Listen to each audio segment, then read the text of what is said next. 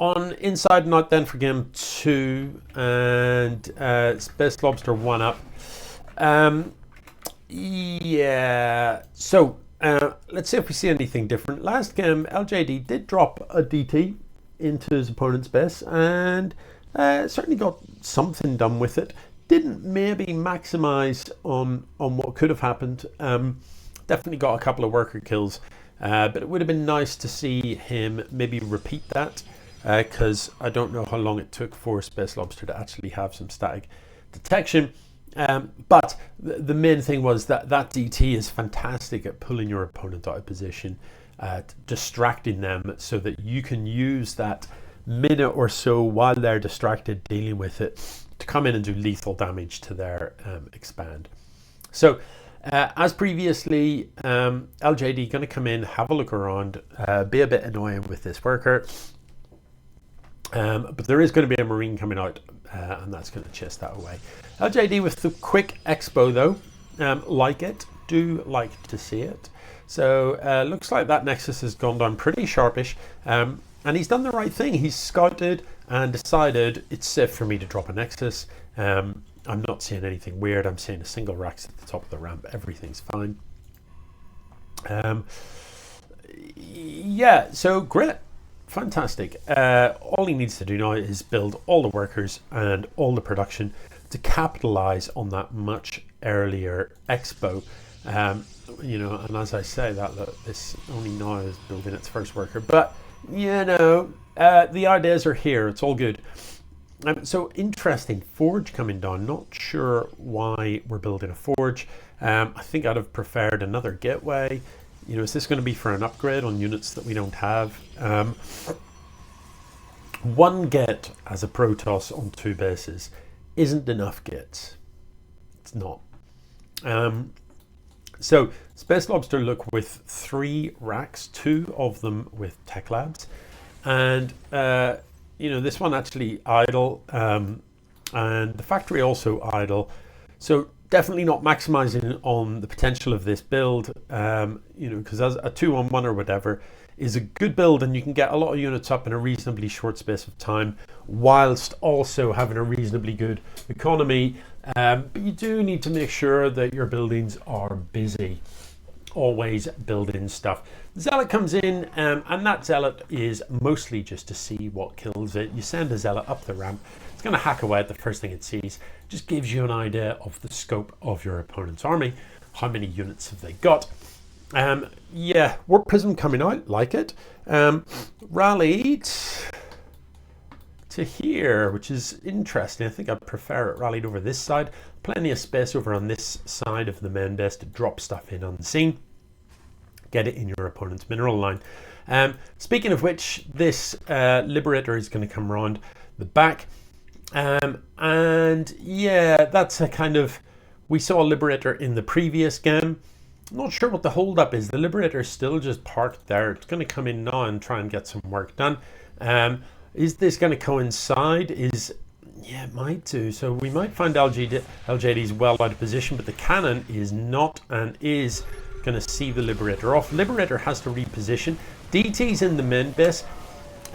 Yeah, why weren't the DTs up here? You know, this is what I wanted LJD to do in the first game. Pull the army out of position with the DT so that you can come in and get a lot of damage done. But what's actually happened? Oh my god, there was no worker pull. 18 kills. So interestingly, they're now roughly even on workers. Yeah, as I was saying, you know, the DTs pull the army out of position, and then you come in and you get massive damage done at the natural. But in here is where you want to be doing that. Yeah, there is detection, but you know, 3 DTs will focus down a missile turret terrifyingly quickly, so quickly. Or even 2 DTs will, you know, kill that in about 3 shots, 3 swipes or whatever. It's dead, it's gone. So yeah, you can just drop 2 DTs and run in, kill this. And your opponent, you know, missile turrets, yeah, they detect the DTs, but they don't kill them. So that would have been the place to strike. And when the army comes to deal with it, then come in here and kill all that stuff for free rather than taking damage. Yeah, so the Liberator though, Liberators are so clunky. In general, when you send a Liberator in, the way to do it is bring it in round the back and have the kind of area of attack just overlap the mineral line. So it's a circle maybe about that big. So you kind of put it about there so that as the workers come in, they're just on the edge of the circle, which means they do get sniped. But it's very hard for units to come in and deal with it then, and it's much less likely to be parked above some static defense that you've not seen. Medivacs in front, I absolutely hate it. This is to be avoided. This time there is storm, and a storm in the middle of that, oh god, would just be devastating. Are we going to see some storms, please? Why no storms? Why no storms? Come on. Because that could, look at this marine ball, just not on that bit. Look how many of them are. More storms. Look, they're so better. Is there one more? Is there? These are so close to dead. Is LJD warping in reinforcements? He needs them. I don't know why the DT's running when it could be in the mix killing stuff. I think I'd have tried to warp in the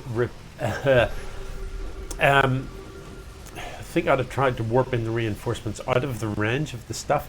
Things that are in the process of warp. Oh, really?